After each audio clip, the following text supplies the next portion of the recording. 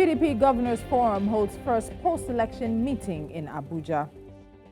Senate President Godswill Akpabio unveils Senate committees, names Adeola Wadada, others as chairman. Presidential Election Petition Tribunal. APC already planning for rerun, says Labour Party. And outside of Nigeria, Iranian President Ibrahim Raisi's rare visit to Africa delayed. And South African Deputy President's police escort suspended after highway attack. Now, under the Politics HQ spotlight tonight is the Labour Party and instructions to its members to prepare for a presidential rerun.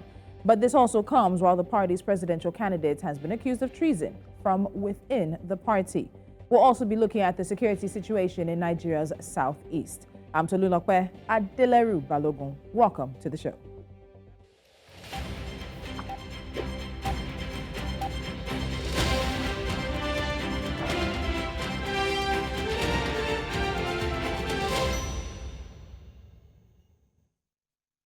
Months after losing the presidential election and with a new administration already in play, the Labour Party is still very much in the thick of things. The party's national chairman, Julius Abure, is asking members of the Labour Party across the country and beyond to prepare for a rerun of the presidential election.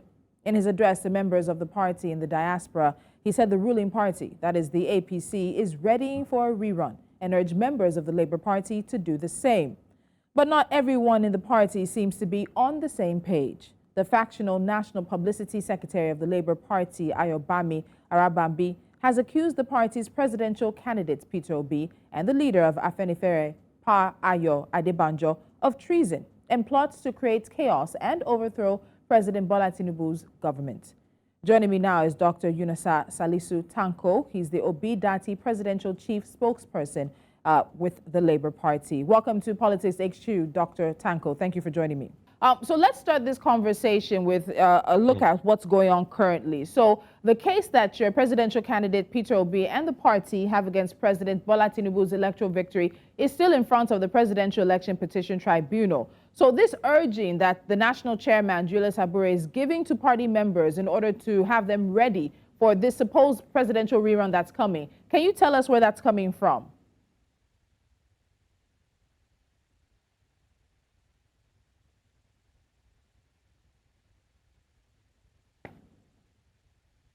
Okay, if you are referring to the statement being made by the national chairman of the Labour Party, Barrister Julius Abure, on the clarion call to prepare our members for a rerun, well, that is not out of a place. It is actually a preparation towards what we are seeking for in the court of law. Remember, we have our prayers lined up to about 5 of these particular prayers. 1, that we should be declared outright winner. 2, there should be declaration that that particular candidate of the APC did not qualify to run for the election of the 2015, or February 25th, 2015 general election. And that 3, that in the case that the court did not answer our first and second prayer, it should at least call for a rerun of that election generally, because it did not meet the threshold and the requirement of the general election that INEC itself, based on the provisions of the law, made for the Nigerian people. And so therefore, that election should be cancelled, null and void, and then we should go for a rerun to establish who is qualified to run for the election, and then eventually we'll have a declared winner.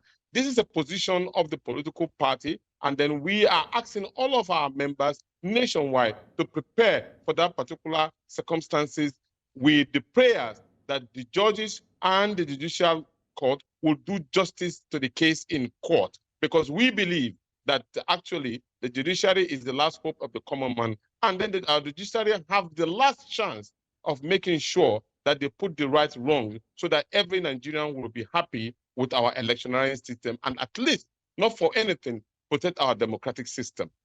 All right. So in his comments to Labour Party members and supporters in the diaspora, the national chairman said that the party had received information that President Bola Tinubu's All Progressive Congress-led government was also getting ready for a rerun.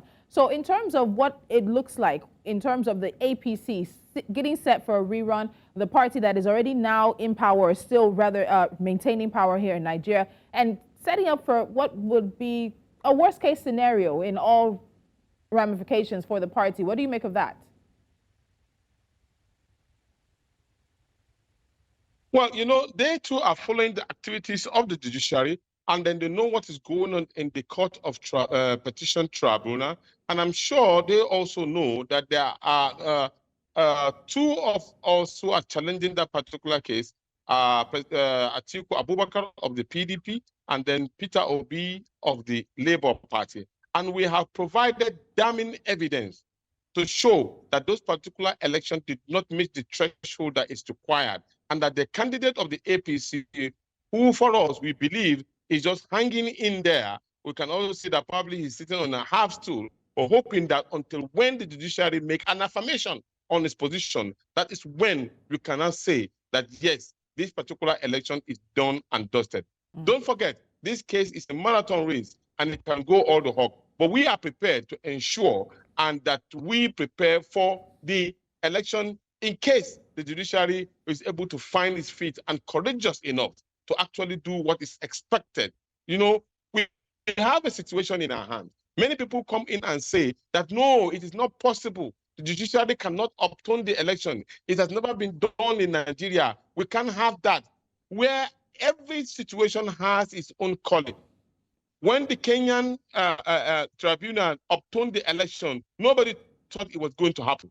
When it was done in Malawi, nobody thought it was going to happen. So what happens if it happens in Nigeria? At least for once, that means that we are trying to do something right. So we expect our judiciary to do what is right, not to follow a particular pattern of saying that we are following technicalities in trying to avert the danger of saying probably the office holder is being put into questioning and all. But the question that we want them to look into is the fact that what about the far-reaching damages that is already been instilled in the minds of the Nigerian youth who came in from far and wide to vote for the election and hoping that the real winner of the election will be declared?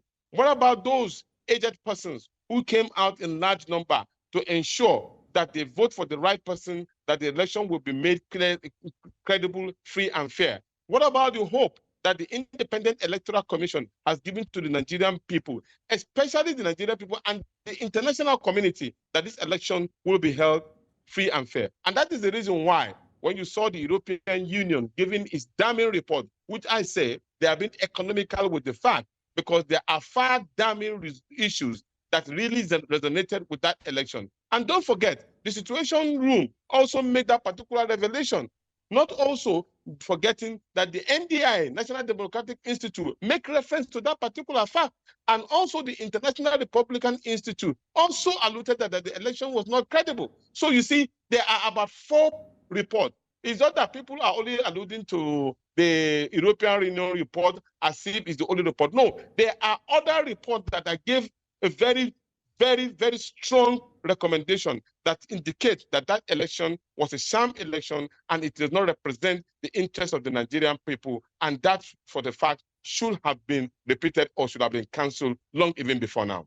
All right. So, Dr. Tanko, in some of your comments right now, you've used some words that have been quite interesting, because there have been a number of statements attributed to members of the party that have been floating around. You talked about the real winner, the real person who should be in place, the right person who should be in place. And in terms of statements, we've seen that there are those who are accusing the party of using statements to potentially call for chaos. Now, in this instance, I'm referring to the factional National Publicity Secretary of the party, Ayobami Arabambi, who has been on television and has accused Peter Obi, as well as the leader of the social political group Afenifere, Ayo Adebanjo, of treason and plots to create chaos and also overthrow President Bola Tinubu's government. Now, he in particular also mentioned that the two have been using the party's name to perpetrate acts of treason and create the impression that the party members are planning to make Nigeria ungovernable. And basically, this is because we heard Adebanjo speaking about the fact that he does not yet recognize President Tinubu as president, also something that Peter Obi himself has said. In terms of these statements being weighty enough to be termed treason, Dr. Tanko, how do you respond to those allegations?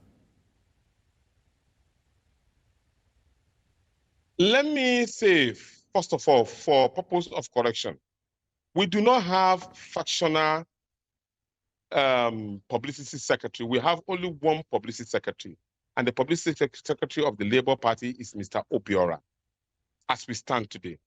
And we have one national chairman, Julius Abure. But you see, sometimes we make these issues and give room for those who do not have any record for them to make statements in the public domain, and then it will be held for public discussion, which of course I find very, very demeaning to the level of the politics in which we have found ourselves. For the simple fact, I think Peter Obi, as of today, should be a celebrated hero of our time. Peter Obi should be celebrated by every Nigerian that is living. You know why? Because Peter Obi has been able to stand tall, to challenge the establishment in the wrongs that we as Nigerians try to cover up. How long can we continue to cover up when in an election, you and I and every Nigerian saw how certain ethnic groups were being profiled and being denied to vote? We saw how votes were being carted away and being destroyed at ballot boxes. We saw how election materials did not even get to their destination. You and I saw this particular thing happening. We saw in this particular Nigeria, in a country called Nigeria, how the electoral umpire was not able to declare a result of election that took place on 3 elections that took place on the same time, denying the most important one being denied from being upheld as a result of uploaded in the Viva. And then here we are, an electoral umpire who makes his own rules. Now, even in the court of law, the same electoral umpire is denying his own rule that it makes. Come on. And we are saying that probably that election was credible and it represents the interest of the Nigerian people.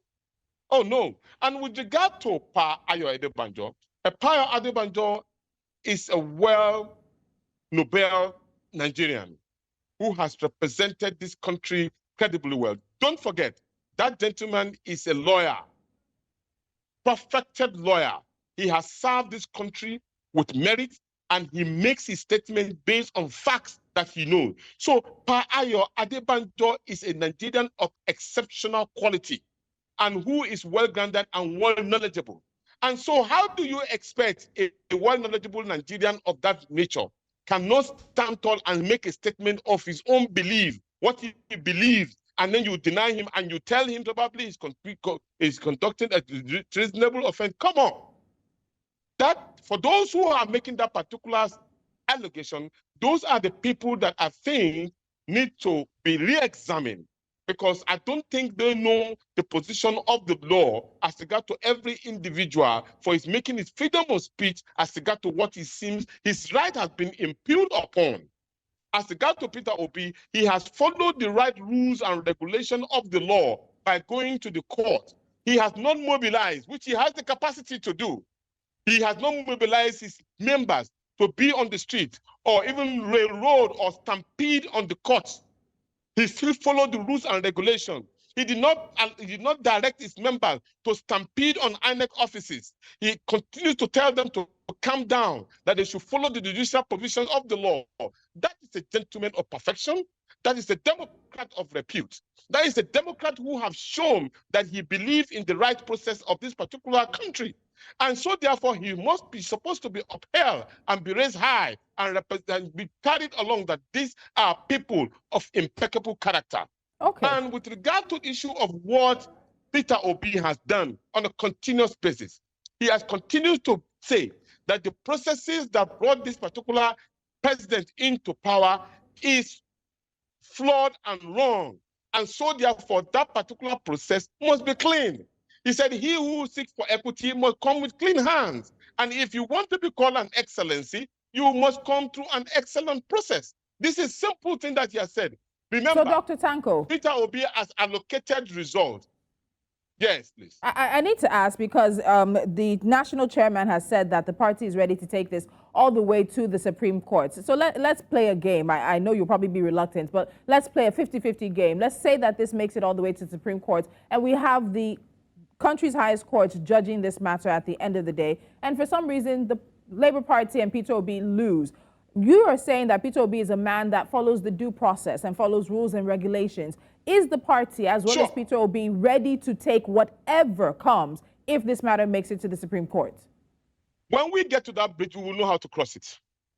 I can assure you that Peter Obi is a true Democrat and he will follow rules and regulations of the law. And because he is a true Democrat, he follows rules and that's why he's in court and he's ready to follow all the... Do you know the enormous pressure that is on this particular gentleman to withdraw his case? Because he's interested in following the rules and regulations, you ask him to go to court and we all join together and go to court. What does that become a problem?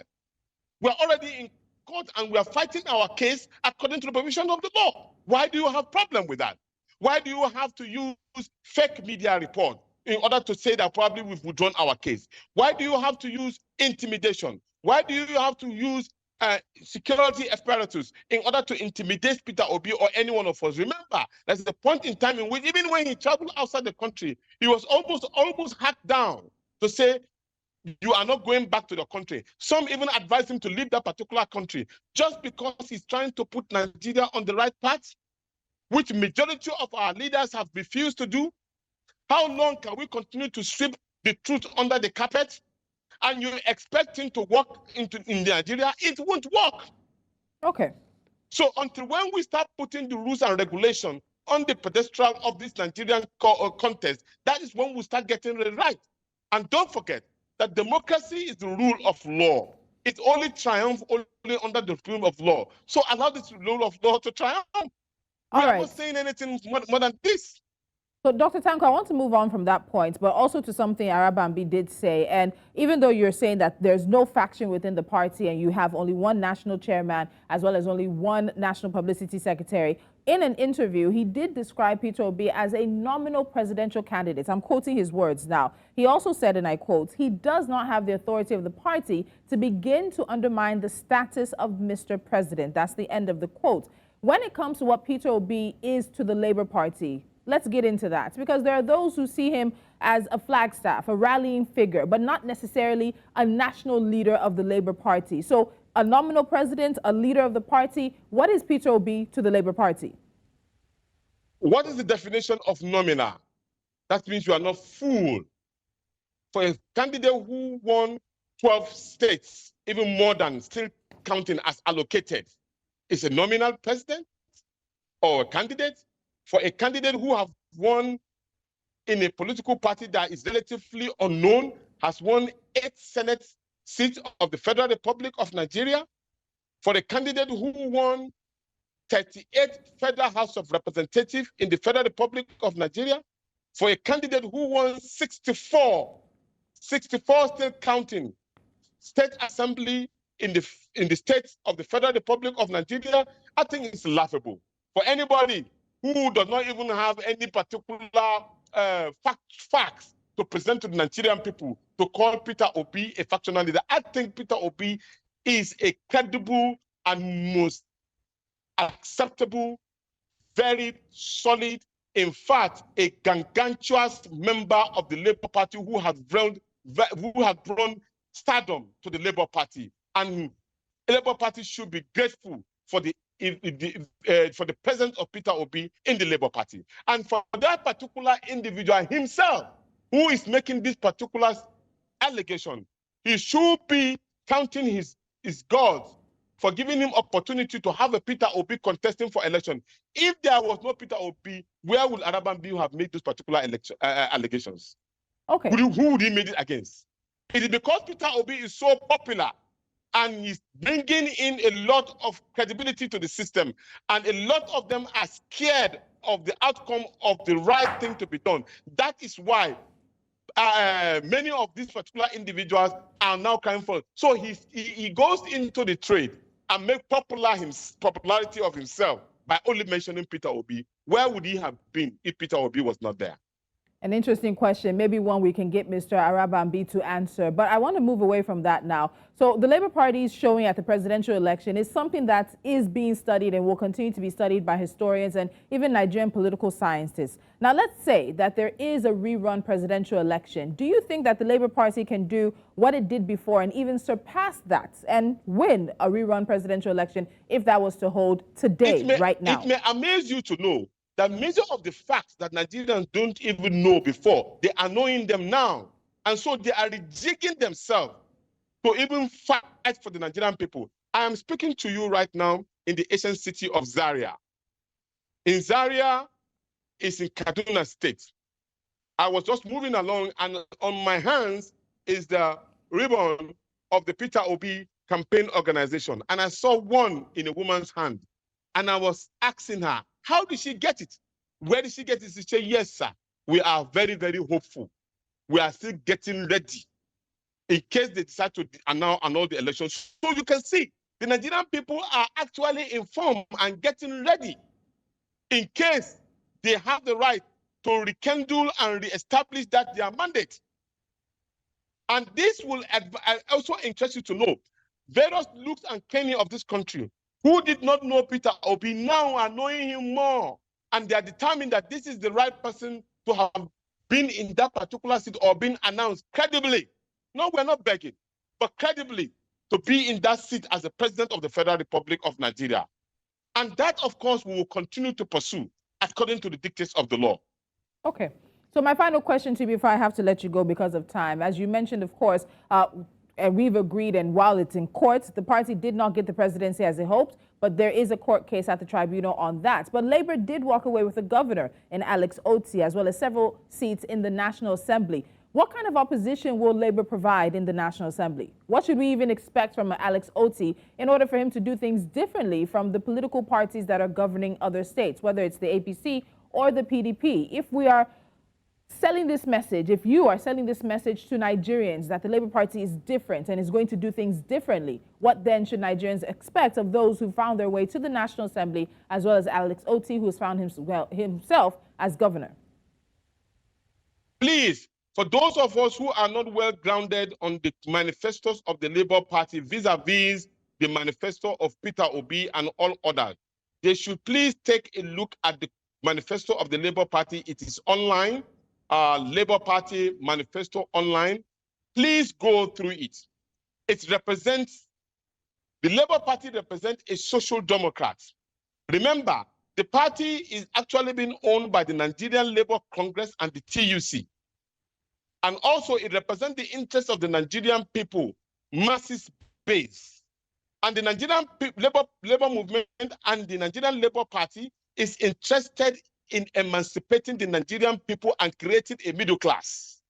As we speak today, we don't have middle class in Nigeria. It's either you are poor to the extreme or you have stolen the country's wealth to the point of stupor. These are the two dividing lines. And in the middle, there is nobody to continue to hold firm onto the political stand and then the economic of this country. And so Labour Party and the Labour movement is interested in creating a middle class where the poor people of Nigeria who have been held down against their own will can come up to live a reasonable life. And so those who have stolen the country, So then should we expect legislation and bills that are pushing forth this agenda, as you said, from those who are representing the Labour Party in National Assembly? Yes, because you should expect bills that will be passed in.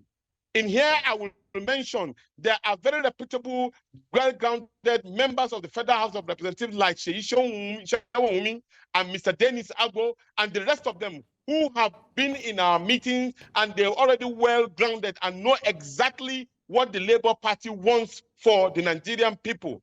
And we are going to listen to the people. We're not going to tell them what we want to do only, because the product of the manifesto is a product of a conglomerate of the Nigerian Labour Congress, which comprises of the ASU, Pengasin, Teachers Association. Every working class of the Nigerian people belong to that particular organization called the Nigerian Labour Movement.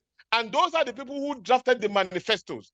And here I must also mention that Peter Obi took cue from that particular manifestos and formulated its own manifesto called New Nigeria is Possible, citing Chapter 2 of the Constitution of the Federal Republic of Nigeria as a cardinal point to ensure that we mobilize this country to an economic hub that will change our dynasty from consumption to production, and also subsidizing production for the interest of the Nigerian people. I need to sneak this in because there are those who are worried about those who may have used the Labour Party's very popular platform ahead of the elections to get into power, possibly at the National Assembly, and who may cross the carpet and leave the party behind. Dr. Tanko, do you have the concerns? Does the Labour Party have concerns of those who might want to cross the carpets when they reach, as they have now entered into the 10th National Assembly? We want to appreciate the Electoral Act, which gave it a room, I think legally, to make sure that those who are already winning election under a political party will remain within that particular election.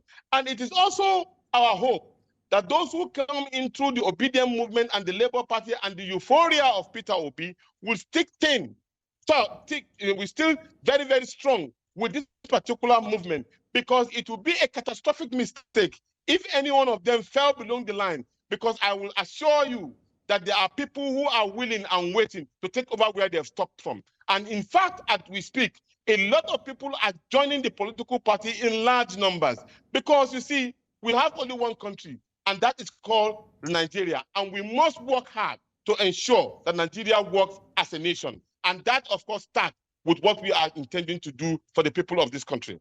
All right, so we'll end the conversation there. Dr. Tanko, always a pleasure to have you. Obi Dati, Presidential Chief Spokesman for the Labour Party. Thank you for your time tonight.